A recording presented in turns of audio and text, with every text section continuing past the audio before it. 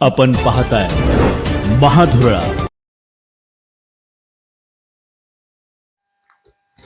नमस्कार. महाधुरळा breaking news मध्ये आपल्या सर्वांचं मनापासून स्वागत. विधानसभा निवडणुकीची धामधूम आता अंतिम टप्प्यात आहे. कोणत्याही क्षणी उमेदवारांची घोषणा होईल. उमेदवार यादी पक्की तयार आहे. महायुतीची पण आहे आणि महाविकास आघाडीची पण आहे. म्हणजे 80% यादी तयार असली तरी केवळ घोषणा शिल्लक आहे. 2-3 दिवसात त्याची घोषणा होईल आणि 22 पासून अर्ज भरायला सुरुवात होईल.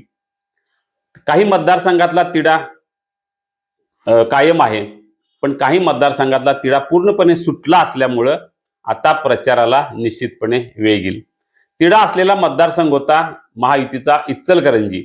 तोही आता काल खुद्द प्रदेशाध्यक्ष चंद्रशेखर बावनकुळे हे इचलकरंजीत आले.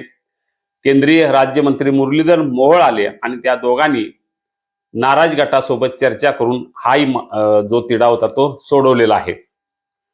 मुळात गेले 5 वर्षे आवाडे हे भाजपमध्ये प्रवेश करण्यासाठी प्रयत्न करत होते, पण माजी आमदार सुरेश हाळवणकर यांच्या विरोधामुळे हा प्रवेश थांबला होता. पण शेवटी केंद्रीय गृहमंत्र्यांनी आवाडेंना प्रवेश देण्याचा निर्णय घेतला आणि त्यानुसार हाळवणकर यांनीच हाताला धरून आवाडे यांना भाजपमध्ये आणलं. पण त्यानंतरही हाळवणकर यांची जी काय पुनर्वसनाची जी काय बाजू होती ती न झाल्यामुळं हा गट थोडासा नाराज होता. पण काल आता बावनकुळे यांनीच त्यांच्या पुनर्वसनाचा शब्द दिला आहे. आवाडेंना निवडून द्या आणि तुम्हाला विधान परिषदेवर संधी मिळेल असा शब्द बावनकुळे यांनी दिलेला आहे. म्हणजे आवाडेंच्या विजयाचा आणि हाळवणकर यांच्या शब्दपूर्तीचा जो काय दोन्ही मार्ग आहेत ते एकाच वेळी खुले झालेले आहेत.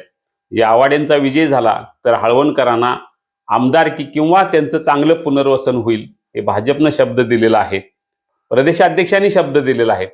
त्यामुळे आता आवाडेंचा मार्ग खुला झालेला आहे. हा जरी एकमेव एक मुद्दा असला तरी असे अनेक मुद्दे आहेत की ज्यामुळं आवाडेंचा मार्ग आता सुसाट झालेला आहे. मुळात इचलकरंजी मतदारसंघात आवाडेंची ताकद मोठी आहे. अनेक सहकारी संस्था आहेत. प्रकाश आवाडे, कल्लाप्पा आवाडे यांची अनेक वर्षे या भागात एकूण आवाडे गटाची सत्ता आहे. म्हणजे सहकारी संस्था तर आहेत पण गटाची म्हणून सत्ता आहे. साखर कारखाना आहे, सूतगिरण्या आहेत, बँका आहेत.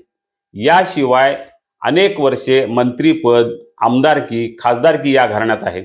इचलकरंजी या गटाचा दबदबा आहे. त्यामुळे दुसरे एक कारण आहे की आवाडे गटा सुसाट जाण्यासाठी आवाडे गटाची एकूण या मतदारसंघातली ताकद. तिसरं कारण आहे की अजूनही महाविकास आघाडीच्या उमेदवारीचा प्रश्न सुटलेला नाही. एकदा मदन कारंडे यांची उमेदवारी निश्चित झाली असं म्हणत असताना आता काँग्रेसच्या वतीनेही काही नावं पुढे येत आहेत. यामुळं महाविकास आघाडीचा उमेदवार न ठरणं हे सुद्धा आवाडेंच्या पत्त्यावर पडणार आहे. चौथं कारण आहे की इथं शिवसेना शिंदे गट आणि राष्ट्रवादी अजित पवार गट हे आता आवाडेंना मदत करणार. कारण लोकसभा निवडणुकीत आवाडेंनी शिंदे गटाला अतिशय चांगली मदत केली. त्यामुळं त्यांना तिथं मोठं मताधिक्य मिळालं. त्याच मताधिक्याच्या जोरावर शिंदे गटाचा एक खासदार निवडून आला. त्याची परतफेड करण्याची वेळ आता शिंदे गटावर आलेली आहे. त्यामुळं हे महत्त्वाचं कारण ठरणार आहे की आवाडे यांच्या सुसाट मार्गाला. चौथं अतिशय महत्त्वाचं कारण आहे आवाडेंच्या सुसाट जाण्याला हिंदुत्वाचं वारं. इचलकरंजी मतदारसंघात गेल्या 20 वर्षात हिंदुत्वाचं वारं जोरात आहे. त्याच जोरावर सुरेश हाळवणकर 2 वेळा आमदार झाले. आता रीतसर राहुल आवाडे हे भाजपच्या कमळ चिन्हावर लढतील. त्यामुळे हिंदुत्वाचं मतदान हे बऱ्यापैकी कमळ चिन्हाला पडेल. उमेदवार कोण यापेक्षा हिंदुत्वादी जी काय मतं आहेत ती निश्चितपणे पडतील. कारण प्रचंड नाराजी असताना सुद्धा 30,000चं लीड लोकसभेत याच हिंदुत्वादी मतामुळं शिंदे गटाला मिळालं होतं. त्यामुळे त्याचाही फायदा निश्चितपणे यावेळी होणार आहे. केंद्रीय गृहमंत्री किंवा केंद्र पातळीवरच्या नेत्यांनी या इचलकरंजीत लक्ष घातलेलं आहे. म्हणजे गृहमंत्री अमित शहा यांनी आवाडेंना प्रवेश दिला तेव्हापासूनच त्यांनी कार्यकर्त्यांना सांगितलंय की हे जागा महत्त्वाची आपल्याला निवडून यायला पाहिजे. हे 5वं अतिशय महत्त्वाचं कारण आहे की जे केंद्रीय पातळीवर लक्ष घातलेला हा मतदारसंघ आहे. या 5 कारणामुळं आवाडे यांचा मार्ग आता सुसाट झालेला आहे. चंद्रशेखर बावनकुळे यांनी आवाडे यांच्या निवासस्थानी भेट दिली. जरी ते पक्षाच्या कार्यक्रमाला आले नसले तरी निवासस्थानी भेट देऊन त्यांना आता तयारी लागण्याचा सल्ला दिला आहे की राहुल आवाडेंची उमेदवारी जाहीरच केलेली आहे. सुरेश हाळवणकर आणि प्रकाश आवाडे हे दोघेही आता एक झालेले आहेत. नाराजी ही निश्चित असणार, कारण गेले 20 वर्षाची जो काही संघर्ष आहे दोघांच्यातला तो 1-2 दिवसात संपणारा नाही. पण जेव्हा हाळवणकरांचं पुनर्वसन होईल तेव्हा हा संघर्ष निश्चितपणे संपेल. यापुढं इचलकरंजी मतदारसंघातील भाजपची वाटचाल ही मी आणि हाळवणकर या दोघांच्या वतीनं होईल असा शब्द प्रकाश आवाडे यांनी दिलेला आहे. त्यामुळे आता यापुढचं इचलकरंजी राजकारण आवाडे आणि हाळवणकर यांच्या संमतीनं होईल यात शंका नाही.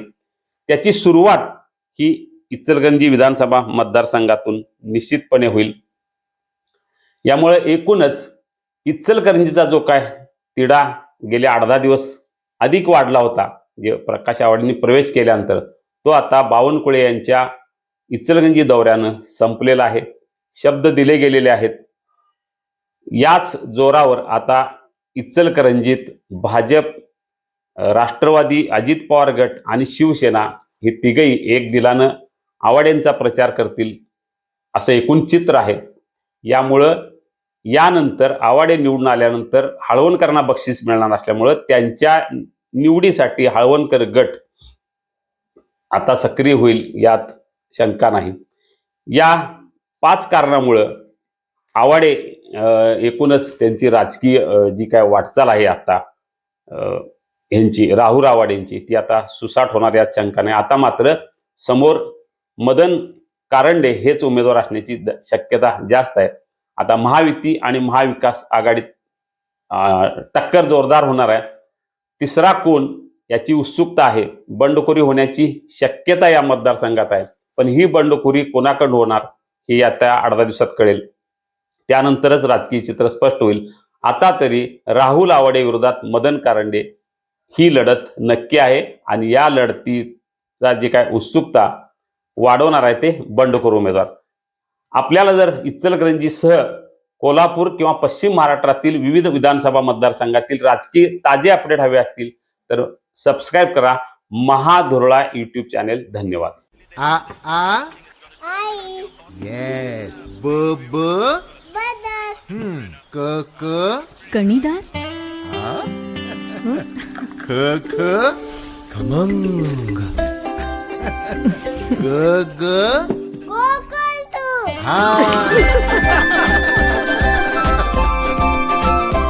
अगदी घरच्यासारखं. कणीदार खमंग म्हणजेच गोकुळ तूप.